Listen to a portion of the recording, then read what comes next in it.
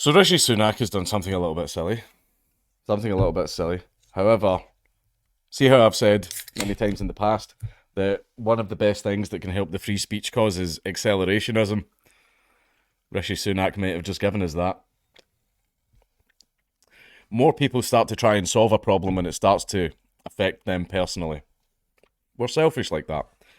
However, Rishi Sunak may have helped. Former counter-terrorism police chief attacks Rishi Sunak's Prevent plans. Now, for those of you that don't know what Prevent is, it was an agency started up to stop extremism. I believe it was originally started to stop Islamic extremism, but then it was completely shifted over to far-right extremism. So what might happen is some 13-year-old is on Discord and he's posting some things about swimming pools and orchestras, and what's happened is someone has seen that and snitched on him, and it might be teachers, it might be his mum and dad, it might be bloody anyone, and what's happened is Prevent has got involved, and they basically take the child to the side and go, you don't actually believe all of that stuff, do you? No, it wasn't just 250,000, all that type of stuff, right? So basically they try and de-radicalize the person out of the extremist ideology that they're in. And it used to be for Islamism, but now it's just been completely focused on the far right. They don't see far left, Prevent don't do it. They're pretty much far right only.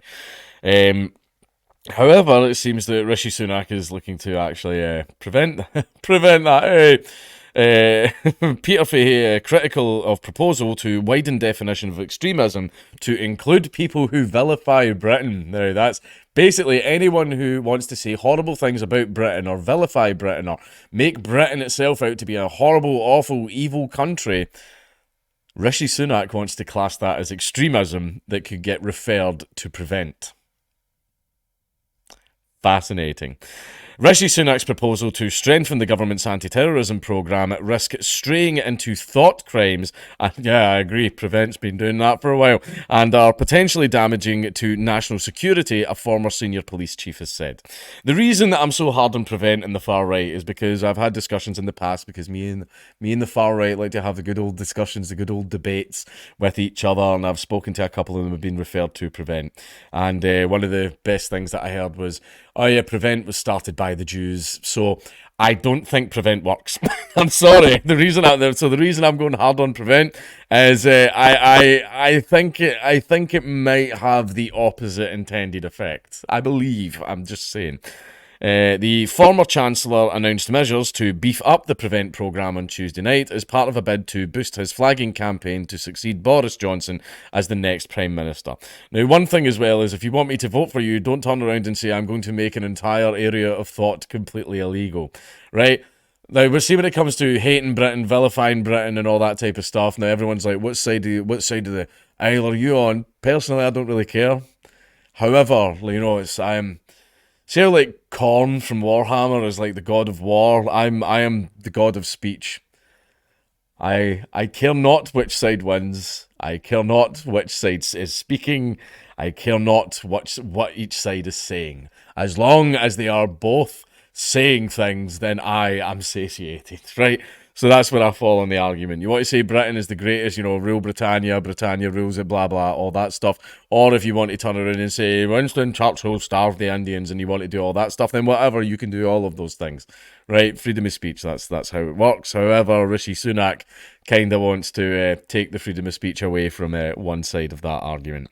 These would lead more people being referred to Prevent by widening the definition of extremism to include those who vilify Britain, with Sunak pledging to focus on rooting out those who are vocal in their hatred of our country. You will love Britain. You will love the party.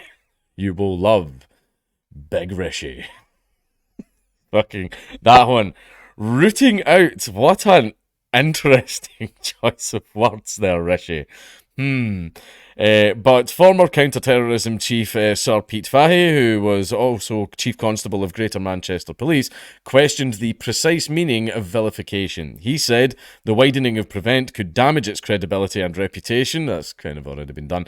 It makes it more about people's thoughts and opinions. It is straying into thought crimes and political opinions. Well, you've kind of stumbled upon why Prevent was created in the first place. You've stumbled upon the reason all of these speech law bullshit things stings were created in the first place. I think these stings are going to start arresting people for thought crime. Yes, they are. It's by design. That's why they've made these laws. Right? Fucking hell, pay attention. You're in the police, you should know. You're the ones that were enforcing this shit. Like, he added, political opposition is not where police should be. It is those who pose a serious threat and risk of violence, not those opposed to political systems. Sunak said on Tuesday night that Britain is a beacon of freedom, tolerance, and diversity. Maybe the last two. No, in fact, no, anything that's right wing is absolutely not tolerated. So, no. That one, yeah. Unfortunately, warning against ever letting those who seek to undermine and destroy our way of life to succeed. I agree, so we should get rid of the government. He said he would focus the Prevent programme to tackle Islamist extremism, what he called the UK's most significant terror threat, and I would agree with that. He also promised to weed out, god damn these words, weed out and cut off organisations that are promoting extremism in the UK, and added there is no more important duty for a Prime Minister than keeping our country and our people safe. Then close the borders.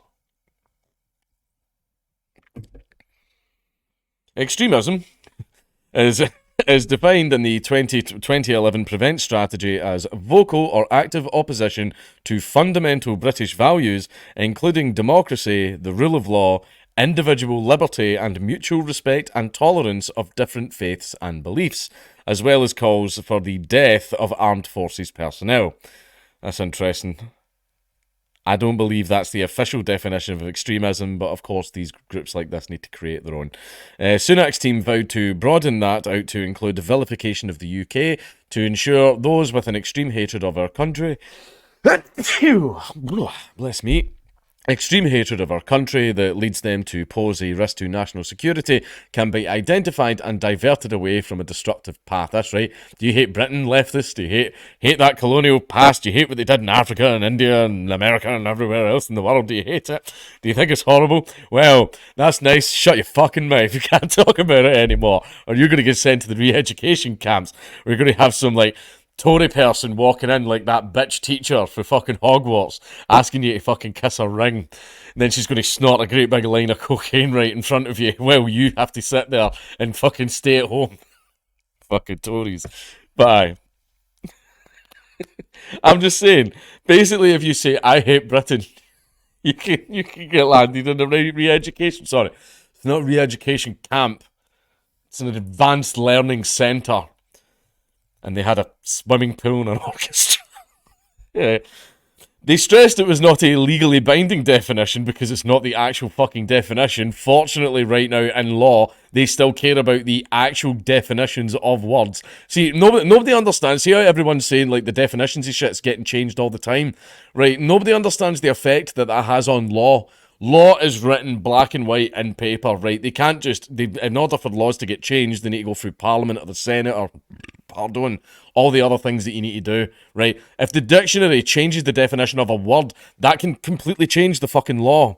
That can change how the law can be applied. Nobody understands, like, the importance of what happens when the definitions of words get changed, because you can fuck up entire laws.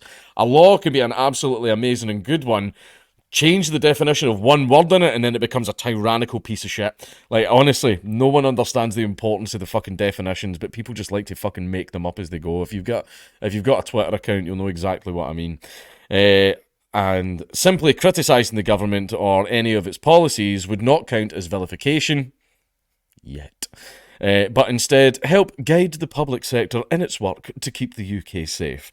Prevent previously ran into controversy over whether it should cover those criticising UK foreign policy and British conduct in the 2003 Iraq War. In recent years, the police side of Prevent has tried to focus much more on those at risk of falling into terrorist violence. Those in the public sector are under a duty to report concerns to Prevent, which has previously caused consternation. I basically snitch on your neighbours. Their information is the lifeblood of the counter-radicalisation scheme, which has been dogged dogged by claims it has strayed in suppressing freedom of thought and speech, which it has. Fahy said, the danger is the perception it creates that teachers and health workers are involved in state surveillance. They are. They are. Basically, if any of them do anything, tell us. You snitched on them to the fucking fingermen. That literally is what it is. What does vilification mean? Vilification would have to be carefully defined. Former counter-terrorism chief Neil Basu says that Prevent was the most important strand of the UK's battle about violent extremism. A review of the programme ordered by the government has been delivered to officials, but there is no public timetable for its publication. Sunak's pledges to improve security include blocking terrorists from trying to abuse our human rights framework by classifying them differently from the general prison population via a new bill. Whoa, what's going on? We don't have to respect your human rights because we've made a new law. You see, we've made a new law that says that you're not human. That's funny, but quite terrifying at the same time. However, there's a scene, would you cut down the law to get at the devil? That's what this screams as. Well, it's screaming like it's yeah, I don't agree with that. General prison population via a new Bill of Rights, auditing publicly funded third-party organisations to ensure no extremist groups get taxpayer cash, and funneling off those referred to Prevent who are more in need of mental health support. Whether redoubling our efforts to tackle Islamist extremism or rooting out those who are vocal in their hatred of our country, I will do whatever it takes to fulfil that duty, he says. I've read 11 articles in the last year on The Guardian. Yes, I know, how fucking unfortunate. But yeah, again, this falls into the freedom of speech. If you want to say you hate Britain, you despise Britain, if you want to say that British soldiers are baby killers and blah blah blah and all that other stuff and all the usual things you want to say, yes, you 100% should have the right to say those things, and the state should definitely not be clamping you down on you for it. However, as we all know, the people that are mostly going to get caught by this are far lefties, which is why I said that I've said a few times, accelerationism is a wonderful thing. People don't seem to want to solve a problem, and still it starts to affect them personally, because, you know, we're all a little bit selfish like that. However, for all the far lefties out here that are kind of like, okay, I suppose we need freedom of speech. Yes, we do. We do need freedom of speech. It's one of the it's the thing that all our other fucking human rights are built on. It's something that's very important. One thing that I just really, really want, you can all argue on abortion and borders and fucking all the other stuff and racism and fucking tolerance and should drag queens be able to rub their dicks in 5-year-olds' faces and all that. You know, you can have all those fucking conversations, right? But see, the one thing,